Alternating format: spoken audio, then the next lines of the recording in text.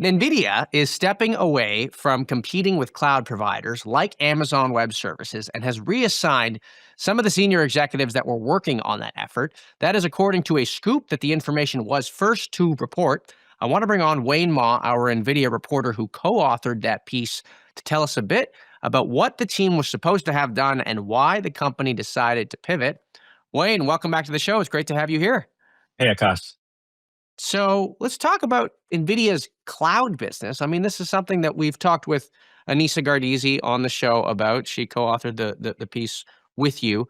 What was the cloud division? I know these three-letter acronyms, DGX. What do they stand for? Tell us about it. Well, the initially what NVIDIA wanted to do was um, create a cloud service that was heavily optimized for its GPUs. So there's lots of cloud providers that buy its GPUs and put them in their own servers, but they have their own configurations. And so NVIDIA wanted to set the bar really high and showcase kind of their hardware in their own type of servers. But then they needed a cloud service to run that. And so they kind of built this cloud of clouds where they built a cloud service on top of other cloud providers. Okay. And how much traction did it get? Not very much. So they wrote that the business could potentially be worth 150 billion in revenue in the coming years, which would be more than what AWS generates annually. But in the reality, they didn't have very many customers for the service. It wasn't very reliable. It was hard to support because it was running on multiple different cloud providers. And so eventually, recently, they decided to kind of retreat from that operation.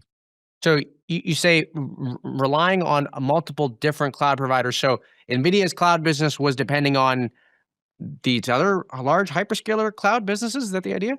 Right. So they wouldn't build their own data centers or operate their own data centers. They lease capacity from existing hyperscalers. Okay. And so was that the only challenge, or what were some of the other challenges that made it so difficult to scale this thing? Well, I think that at the time they announced the service, their chips were in short supply, and lots of these hyperscalers were withholding them from smaller startups and reserving it for larger customers. So NVIDIA wanted to kind of break that. But in the period between when it started the service and now, there's lots of smaller cloud providers came to market, funded by private equity or other types of money, and so the service wasn't actually needed as much as they thought it would be. Hmm. And how does this relate to leptin? This was another category of its business that we've talked a little bit of on the show. Well, so then instead of creating their own cloud service that they sign up customers for, they're creating like a marketplace where the hardware that they were supposed to use for that is now listed on a marketplace, and it connects basically those cloud providers with customers. So I they're see. not effectively in the middle anymore. Got it. Got it.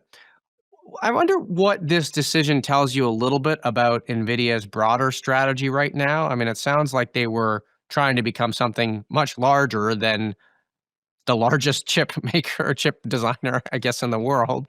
It seems to have narrowed its if you can say that, it's narrowing its ambitions a little bit. What does this tell you a little bit about Jensen Huang's broader strategy right now? Well, I think they're trying lots of different things to diversify their business away from just selling hardware. And so, 90% of the revenue comes right now from selling AI chips to data centers. And I think they were hoping that by offering a cloud service, maybe that business could grow and be another source of major revenue for them. Do you think it could ever come back? I don't think so. I don't think the company really has the expertise required to run a cloud service. And it's also not that profitable compared with selling chips. And so I don't see them reviving this business anytime soon. And you also wrote about where the executives who worked on this effort are going. What are they working on?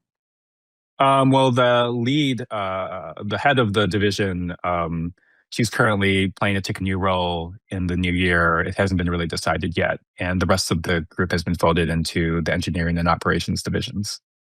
Got it. And so heading into 2026, Wayne, for you following this company, what are the big questions that come to mind for you as a reporter, areas that you're really curious to drill deeper into for the company?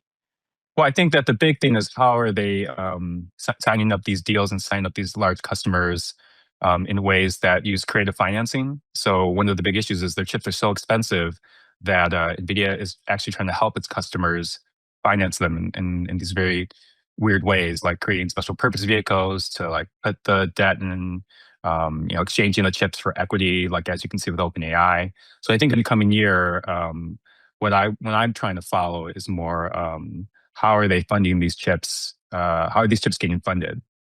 Hmm. Right. Well, Wayne, I want to thank you for coming on. That is Wayne Ma, our NVIDIA reporter here at The Information.